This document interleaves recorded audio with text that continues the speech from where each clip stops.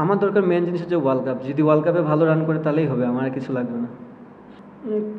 শুরুতে বলেছিলাম যে আমরা চাই যে আন্ডার প্রেশারে পড়তে, বাট এটাও বলেছিলাম যে না, আন্ডার প্রেশারে থেকে গেমগুলো জিততে পারি।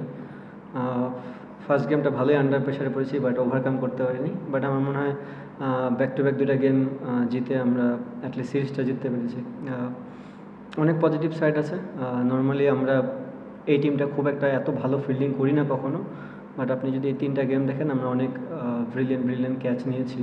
অ্যাটলিস্ট ফিল্ডিংয়ের দিক দিয়ে বলতে পারি যে অনেকখানি ডেভেলপমেন্ট দেখা গেছে।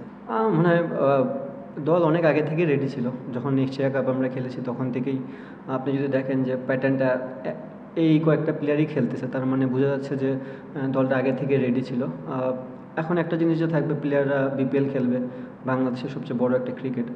আমার মনে হয় যে যেখানেই খেলুক, যে কোনো টিমেই খেলুক, তারা বেস্ট ক্রিকেটটা খেলবে এবং ওই বেস্ট ক্রিকেটটাই আবার যখন আমরা ন্যাশনাল টিমের হয়ে আসবো তখন আবার খেলার চেষ্টা করব।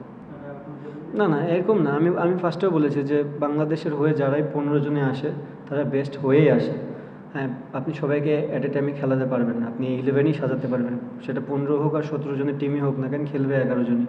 সো আমরা প্রত্যেকটা দিন ট্রাই করেছি আমাদের বেস্ট 11টা খেলানোর জন্য, এবং যদি আরও ম্যাচ থাকতো তাহলে হয়তো বা ট্রাই করা যেত। না ভাই, আমি খুব একটা কনসার্ন না ওই জায়গাটায়। আমি আগেও বলেছি যে আমাদের প্রত্যেকটা সিরিজ প্রত্যেকটা প্লেয়ার ভালো খেলবে না। আপনি দেখেন হৃদয় অনেক দিন ধরে একটু স্ট্রাগল করতেছিল যে বড় রানের, বাট এই সিরিজে সে বড় রান পেয়েছে। তার মানে প্রত্যেকটা প্লেয়ারই ক্যাপেবল বড় রান করার জন্য, তাদেরকে একটু সময় দিতে হয়। আই হোপ যে তারা বিপিএল খেলবে সবাই এবং বিপিএলে ভালো করবে, এবং ন্যাশনাল টিমে আসলে আমার দরকার মেন জিনিস হচ্ছে ওয়ার্ল্ড কাপ। যদি ওয়ার্ল্ড কাপে ভালো রান করে তাহলেই হবে, আমার আর কিছু লাগবে না। আমার মনে হয় ভাইয়া আমরা যথেষ্ট পরিমাণে ট্রাই করেছি, মানে একটা টিম বিল্ড আপ করার জন্য যে জায়গাগুলোতে হাত দেওয়া দরকার অনেক রিস্কও নিয়েছি, অনেক জায়গা পূরণ করার চেষ্টাও করেছি।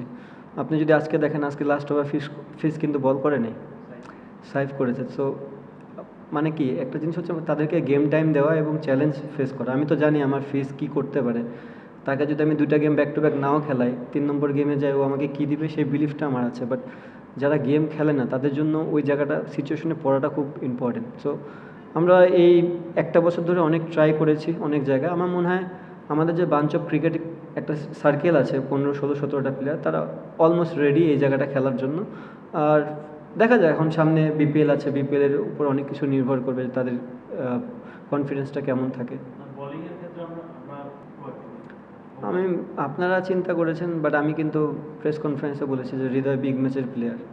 সো হ্যাঁ, না আমি বলতেছি বিগ ম্যাচের প্লেয়ার, সে ওই জায়গাটা ক্যাপেবল দেখে ওখানে আছে। তো আমার কাছে এটা নিয়ে কখনোই সেকেন্ড টাইম কোনো থট আসে নাই যে ওখানে কাউরে ট্রাই করে দেখার জন্য। আমার কাছে মনে হয় যেসব প্লেয়ার এখানে আছে তারা ভেরি মাচ ক্যাপেবল।